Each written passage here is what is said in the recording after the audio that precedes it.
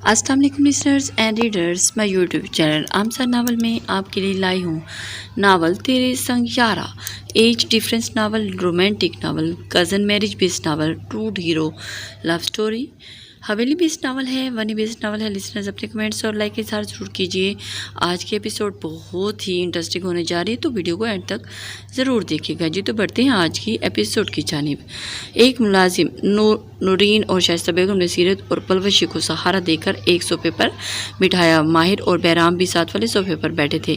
मौलवी साहब ने आते ही साथ निकाह शुरू कर दिया। 5 मिनट ही लगे थे इन दोनों की पहचान बदलने में। पलवशी तो सन करते ही नूरीन बेगम के सीने लगी, ज़ारों की तरह रोने लगी, जबकि उसके मुकाबले में सीरत खामोशी से बैठी थी। मेरा बच्चा तो बहुत मजबूत है, बिल्कुल नहीं रोएगा। अजमीर खानजादा ने करीब आकर उसके सर पर हाथ मोहब्बत से रखा था। ज़ुबैर खानजादा भी उसके पास आए। उन्हें नूरीन बेगम से अल्लाह करके खुद से लगाकर उसने पेशानी चुमी। बस बाबा की गुड़िया, बाबा को परेशान नहीं करो, इस तरह रोकर उन्होंने उसे कहा तो उसने अपने दोनों हाथ आंसू पहुँचे। अब तुम दोनों जाओ, मिरहा के पास अकेली है कब से। ज़ुबैर साहब के बाहर जाते ही नूरीन बेगम ने उन दोनों को मिरहा का ख्याल दिलवाया तो दोनों ऊपर की तरफ आई थी। अरमान, बहराम और माहिर भी बाहर चले गए। वो तीनों भी कामों में लगी थी। आधे घंटे के बाद माहौल बिल्कुल तब्दील हो चुका था। उस वक्त लॉन में बने स्टेज पर मिरहा सर झुकाए बैठी थी। सीरत और पलवशी भी उनके पास ही बैठी थी। अरमान भी अभी मर्दों की तरफ था। कुछ देर पहले रुखसती होने वाली थी। मिरहा का दिमाग उस वक्त बिल्कुल मौफ हो गया था। उसे कुछ समझ नहीं आ रही थी कि क्या हो रहा है, मगर वो खामोशी सब्र करते खामोशी से बैठी थी। सीरत और पलवशी भी उसे अब नामुल हो चुकी थी। उसके पास बैठी और बातों में मसरूफ़ थी। हल्की हल्की चहल पहल थी और उनके दोनों के सर उठा के सामने देखा तो माहिर और बहराम अरमान के साथ स्टेज की तरफ आए तो दोनों ने साइड पर हुई। अलबत्ता मिरखा यूं ही बैठी रही थी, बस उसके वजूद में कुछ बेचैनी सी हुई थी। अरमान उसके करीब बैठा तो माहिर और बहराम संजीदगी से उसकी जानिब बढ़े। सीरत और पलवशी के लिए अब जगह नहीं बची थी तो दोनों एक तरफ हो गई थी। अरमान ने हाथ उसकी कमर पर रखा तो मिरहा एकदम, क्या हुआ, दर्द हो रहा है? अरमान सिपाक लहजे में बोला तो मजीद हर्ट हुई। आंखों में रवानी से पानी निकलने लगा। अरमान ने उसे कमर से जकड़ कर खुद के करीब किया तो वह शर्मिंदा से होती खामोश हो गई थी। आहिस्ता आहिस्ता ख़ानदान के सब अफराद रस्म अदा करनी शुरू की थी। अरमान जब उसके उगता गया तो उसने शाइस्ता बेगम को करीब लाकर बोला था कि सब ख़त्म करने का कहा।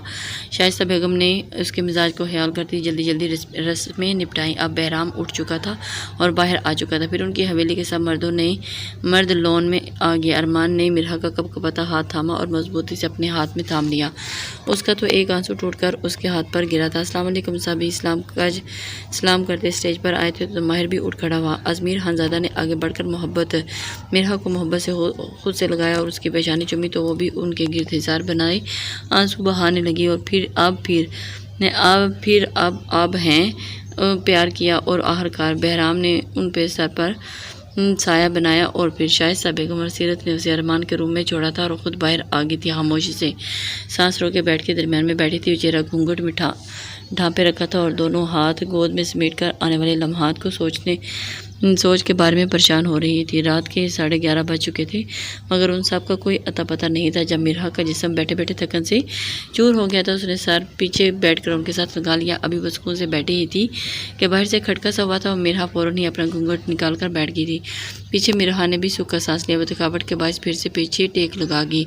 तभी अरमान खानजादा ब्लैक ट्राउज़र और वाइट शर्ट में चावल लेकर बाहर आया तो नज़रें उसके वजूद पर गई और उसका थकन का सोचते ही बालों को ब्रश करता बेड की तरफ आया था। मिरहा की सांसें उसके करीब आने पर मुंतशिर हुई। उठो शाबाश, कपड़े बदलो, इस सबसे फारिग होकर आओ, उसे कहता हुआ एक साइड पर रहा और उसकी सोचते हुए थकन का एहसास करते हुए बेड की तरफ आया था। मिरहा की सांसें ऊपर की ऊपर थी और उसका इशारा भारी जोरी की तरफ था जिसने मिरहा की नाजुक जान पर अज़ाब बनाया हुआ था। जी, वायसा से कहती हुई तेज़ी से बेड से उठी थी और अचानक पाँव मुड़ने की वजह से वो चीख मारती नीचे गिरने लगी थी कि अरमान ने सरस से उसके बाजू पकड़े उसे करीब किया था। अरमान आंखों में खुमार लिए उसकी हेज़ल ब्राउन आंखों में मोहब्बत से देखने लगा तो मिरहा अपनी जान हवा होती महसूस हुई। तुम मम्मा मेरा पाँव, मिरहा की अचानक निकलती आवाज़ से तेज़ी से उसके बेड पर लिटाया। देख कर नहीं चला जाता तुमसे, वो गुस्से से उसे देखता हुआ बोला तो वो नज़रें झुका गई। अरमान ने जल्दी से साइड ड्रॉ से फर्स्ट एड बॉक्स निकाला और उसके करीब बैठ गया। अभी अरमान ने उसका पाँव पकड़ा ही था कि वो उसकी टीसी उठने लगी और सहते हुए उठने ही लगी थी कि मगर फिर पाँव की तकलीफ से फिर लहरा गई और आह करती दोबारा तकिए पर सर गिरा गई थी। तुम तो खैर ही कर लोगी, चुपचाप लेटी रहो, अभी मैं पाँव हिलाऊंगा तो तुम्हें हल्का सा दर्द होगा, बर्दाश्त कर लेना। अरमान ने पहले ही उसे झिड़का, फिर नरमी से बोला तो बस बात में सारी लाती आंखें सख्ती से मीच गई थी। अरमान ने जैसे उसका पाँव पकड़कर मोड़ा तो मिरहा की चीख बेसाता थी। अरमान ने उसे नज़रअंदाज करता उसके पाँव पर पट्टी करने लगा और फिर एक पेन किलर ज़बरदस्ती मिरहा को दी। सब करने के बाद उसने उठकर फर्स्ट एड बॉक्स अपनी जगह पर रखा और फिर धीरे से मुस्कुराया। मुझे कपड़े बदलने हैं और नज़रें झुकाए, उंगलियां झटकाती मिनमिना तो अरमान धीमा सा मुस्कुराया। मैं करवा दूँ? उसके लहजे में इस कदर संजीदा था कि वो समझ ही नहीं सकी अरमान मजाक उसका लहजा इस कदर संजीदा था कि वो समझ ही नहीं सकी कि मजाक कर रहा है या सीरियस है। उसने बेबस नज़रों से अरमान को देखा, उसका रहम खाता उसे तंग करने का इरादा बदलता उसे नज़रें फेर गया। वो कहता उठ खड़ा हुआ और मिरहा भी ऐसा ऐसा हिम्मत करती ड्रेसिंग रूम की तरफ बढ़े। जब वो कपड़े बदल कर वापस आई तो अरमान उस वक्त सो चुका था। वो तसब्बुस का शिकार होती वहीं घड़ी परेशानी से अपनी सोने की जगह देखने लगी थी। कमरे में बेड के अलावा सिंगल सोफ़ा की एक मेज़ और एक काउच, स्टडी टेबल और ड्रेसिंग टेबल और कबर्ड जो थे, इन सब में कोई ऐसी जगह नहीं थी कि जहाँ वो सो सकती। क्या हुआ? सोना नहीं है? अरमान के सवाल पर वो होंठ छिपाती उसे देखने लगी। मैं कहाँ सोऊं? वो भीगी आवाज़ में बोली तो अरमान ने उसकी बेतुकी बात पर उसे हैरत से देखा। जाहिर सी बात है बेड पर ही सोगी। अरमान बेजारी से बोला तो वो घबराई हुई भारी कदम उठाती बेड तक आई, बिल्कुल एक साइड पर सिमट कर लेट गई तो अरमान ने गुस्से से उसे देखा। What the nonsense is this? ये कोई ड्रामा या मूवी नहीं जा रही कि तुम एक कोने में लेट गई हो। पास आओ, सख्ती से बोली। हंस थोड़ा सा खिसक कर 1 इंच अरमान के पास हुई। अरमान ने उसके बिखरे बाल चेहरे से समेट कर पीछे किए थे और उसका वजूद तकरीबन मुकम्मल अपने वजूद में छुपाया हुआ था। वो तो एकदम से संभल कर रह गई थी और फिर उसे समझ नहीं आ रहा था। मैंने नहीं जानता कि अचानक मुझे क्या हो रहा है, मैं खुद भी नहीं समझ पा रहा। मैं इतना जानता हूँ कि तुम्हें देखते ही मेरा दिल धड़कना भूल जाता है, मेरी सांसें रुक जाती हैं। बस मेरा दिल यही चाहता है कि तुम्हें देखते ही रहूं। पहले भी तुम मेरे निगाह में थी, मैं पूरे हक से तुम्हें देख सकता था, मगर अब तुम तो कानूनी और शरई लिहाज से मेरी दस्तरस में हो। अब मैं मज़ीद इंतज़ार नहीं कर सकता। मिरहा ने फैसला किया है कि आज मैं तुमसे अपना हक लूँगा। अरमान की इस बात पर उसके कान साएं साएं करने लगे थे। वो एकदम से होंक बनी उसे देख रही थी, फिर यूं ही एक दूसरे के सहर अंगेज़ कुर्बतों में दोनों की रात सिरकने लगी थी। आवेज़ शाह ऑफिस में थका हारा लाउंज में आया, जहाँ तकरीबन सभी मौजूद थे। अवैस की नज़रें मरोश को ढूंढ रही थी, तभी उसकी नज़र सामने सोफे पर गई जहाँ वो सोहा के साथ बैठी हुई थी और उसको उतार कर उठ खड़ी हुई। वो किचन की तरफ बढ़ी तो अवैस भी एक अलग सोफे पर बैठ गया। मरोश जल्दी से पानी का गिलास लेकर उसके पास आई और उसकी तरफ बढ़ाया तो अवैस शाह मुस्कुराते हुए गिलास थाम लिया और उसे अपने पास ही बैठने का इशारा किया तो वह शर्माते हुए उसके थोड़े फासले पर बैठ गई। अब हमें दादा दादी बनाने का कोई इरादा है या नहीं तुम दोनों का? राबिया शाह की बात पर मरोश शर्माती हुई नज़रों से नज़रें झुका गई थी। इरादा तो है, अब देखे क्या होता है। अवैस ने बेबाकी से बोला तो मरोश का दिल किया कि अपना साथ दीवार के साथ दे मारे। किस कदर बेबाक इंसान था वो, भला सब के सामने ऐसी बात कैसे कर सकता था। हान कहाँ है? अवैस को अचानक रोहान की याद आई तो उसने इधर उधर नज़रें दौड़ाते हुए सवाल किया। जी वो मैं अभी सुलाकर आई हूँ, मरोश ने आहिस्तगी से जवाब दिया। अवैस शाह ने इस्पात में सर हिला दिया। मैं काफ़ी थक गया हूँ, रूम में जा रहा हूँ, तुम भी जल्दी आ जाना। अपनी थकन उसके नर्म नाजुक वजूद पर ही उतारूँगा। वो मानी है जी में मरोश के कान के पास झुकते हुए धीमी आवाज़ में बोला। वह बेचारी शर्म के मारे थोड़ा सा दूर हुई, लेकिन डीड शख्स एक दफ़ा फिर से उसे जल्दी करने का इशारा करता सीढ़ियों की तरफ बढ़ा। अब के सारे काम तकरीबन मुकम्मल हो चुके थे। बस वो रूम में जाने से पहले ही आखिरी दफ़ा राबिया बेगम के कमरे में गया था, क्योंकि आज उसे हल्की हल्की तबीयत खराब हुई महसूस हुई थी। उसने अवैस शाह को परेशान न करने के लिए उसे नहीं बताया। वो उठकर उनके रूम में आई तो वह सामने बैठकर सोया हुआ था, क्योंकि आज उसकी हल्की हल्की तबीयत ख़राब महसूस हुई थी, मगर उसने अवैस को परेशान न करने के लिए नहीं बताया। वो उठकर उनके रूम में आई तो वो सामने बैठकर सोया हुआ था। वो नींद में बुखार की वजह से सुर्ख हुई गालों के साथ इस कदर क्यूट लग रहा था कि मरोश का दिल किया कि उसका चेहरा चूम डाले, मगर उसकी नींद ख़राब होने के और आहिस्ता से कमरे का दरवाज़ा बंद करके बाहर निकल आई। सामने ही सोहा अपने कमरे में जाते हुए दिखाई दी। मरोश के पास से गुजरने ही लगी थी कि तभी सोहा अचानक फिसल गई। सोहा संभलती हुई बोली तो मरोश मुस्कुरा दी। आप भी देख कर चला करें ना, इस हालत में अगर आप गिर गई तो बहुत नुकसान हो जाएगा। मरोश मोहब्बत से बोली तो सोहा ने इस्पात में सर हिला दिया। हाँ सही कह रही हो, मैं आइंदा ख्याल रखूँगी। खैर तुम आज मसरूफ़ नहीं हो, अपने शोहर साहब के साथ कुछ देर मेरे रूम में आ जाओ। मेरा आज नहीं है और फिर मीर आज नहीं है, मीटिंग के सिलसिले में इस्लामाबाद गए हुए हैं। वो दोनों बैठ कर बातें करते हैं। सोहा ने शरारत से कहा, मगर वो न चाहते हुए भी हामी भर चुकी थी। हालांकि वो जानती थी कि आज अवैध शाह बहुत थका हुआ है और उसने उसे तलकीन की थी कि रूम में जल्दी आए। वो भी जाना चाहती थी, मगर सोहा ने पहली दफ़ा यूँ उसे दावत दी थी तो इनकार करना भी मुनासिब नहीं लग रहा था। हालांकि वो जानती थी कि वो संजीदगी से बोली तो सोहा ने उसे अपने साथ लिए कमरे की तरफ आई। कमरे में आकर उसने दरवाज़ा बंद किया और वो दोनों बैठकर इधर उधर की बातें करने लगी। सोहा ने उससे उसकी पिछली फैमिली के बारे में सवाल करने लगी तो मरोज की आंखें भीगी। सोहा ने भी उसकी हालत को समझते हुए बात बदल दी। मरोज की नज़रें घड़ी की सुई पर टिकी हुई थी। इधर अवैध शाह के इंतज़ार का सोचते ही उसका दिल को कुछ हो रहा था। आहर सोहा को उसकी थकन का एहसास हुआ तो उसने बातें ख़त्म करते मरोज को उसके कमरे में जाने का कहा और जल्दी से उठकर अपने कमरे की तरफ आई थी। अवैध जब से रूम में आया उसका इंतज़ार किया जा रहा था, लेकिन वह आने का नाम नहीं ले रही थी। हालांकि वो जानती थी कि अवैध को उसके बगैर नींद नहीं आती। जब रात के 12 बज गए तो अवैध का दिमाग गुस्से और इश्ताल से फटने लगा था। उसका दिल कह रहा था कि कमरे में मौजूद हर चीज़ को तोड़ डाले। उसे इंतज़ार करते इतना वक्त हो गया था, लेकिन वो नहीं आई थी और वो गुस्से से बेड पर आया, लाइट ऑफ की और एक बाजू आंखों पर रखता हुआ आंखें मूंद गया। अभी उसे लेटे 10 मिनट ही हुए थे कि कमरे का दरवाज़ा खोलकर अंदर दाखिल हुई। सामने ही अवैध लेटा हुआ देखकर उसका दिल मजीद बेचैन हुआ था। वो हरगिज़ उसे नाराज़ नहीं करना चाहती थी। उसने रूम के अंदर आते ही उसे बात करने की कोशिश की। अवैध अब सोने की अदाकारी कर रहा था। मरोज जानती थी कि वह भी सोया नहीं। वो ऐसा ऐसा कदम उठाती उसके करीब आई, क्योंकि कुछ देर के बाद वो होंठ काटती उसके पास बैठ गई। अवैध उठे ना, मैं जानती हूँ आप जाग रहे हैं। मैंने जानबूझकर देर नहीं की। मुझे सोहा आप ही ने रोक लिया था तो मैं क्या करती, but I am sorry, please नाराज़ मत हो। मरोज के कंधे पर हाथ रखती मिन्नत करते हुए बोली थी, लेकिन अवैध शाह यूँ का तू ही लेटा रहा जैसे वो उसे सुन ही नहीं रहा। आप भी तो मुझे नाराज़ नहीं करते, लेकिन मैं खुद ही मान जाती हूँ, इसमें मेरी क्या गलती है, आप समझे ना। वो फिर इल्तिजाइया नज़रों से उसकी तरफ देखने लगी। वो अपनी साइड पर आती बिल्कुल उसे चुपने की कोशिश करने लगी, मगर अवैध ने कोई पेशकदमी नहीं की।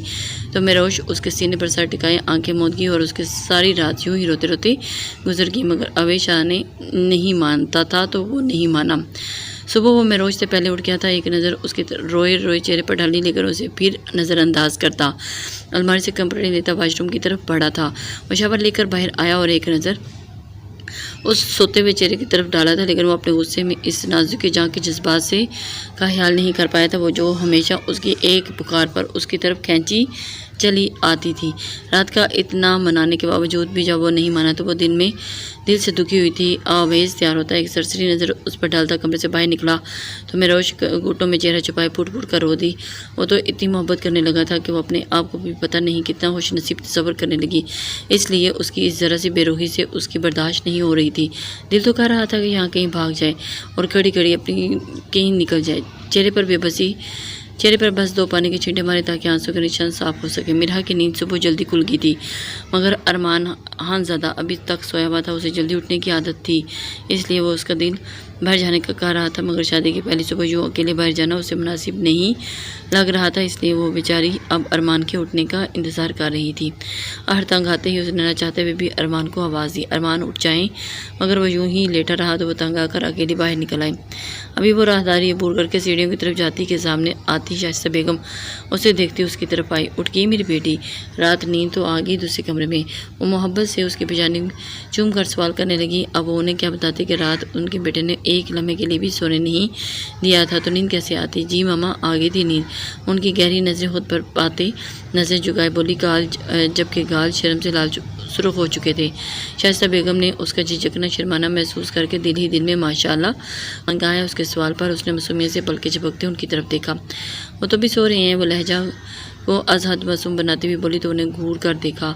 बेवकूफ़ लड़की, शादी की पहली सुबह अकेले कमरे से बाहर नहीं आते, शोहर के साथ आते हैं। जाओ शाबाश, उसे उठाओ और फिर वहीं दोनों साथ ही नीचे आओ।